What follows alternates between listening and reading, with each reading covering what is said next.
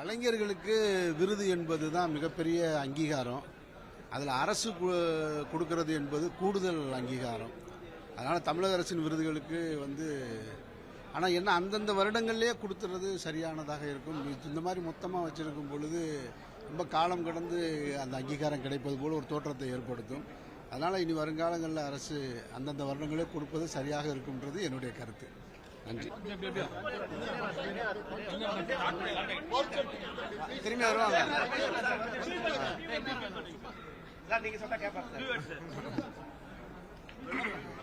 ரொம்ப சந்தோஷம்.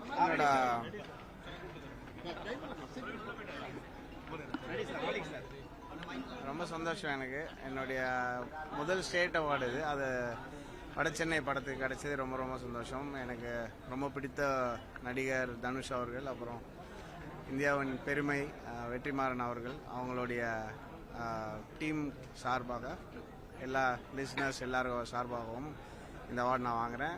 ரொம்ப ரொம்ப சந்தோஷம். இன்னும் நிறைய நல்ல மியூசிக் பண்ணணும்னு ஆசைப்படுறேன். தேங்க்யூ. அனைவருக்கும் வணக்கம்.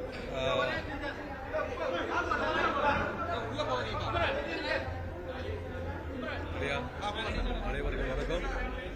எனக்கு 2016 ஒரு முகத்திரை படத்தில் பெஸ்ட் வில்லன் விருது கிடைச்சிருக்கு, மாநில விருது, ஸ்டேட் அவார்ட்.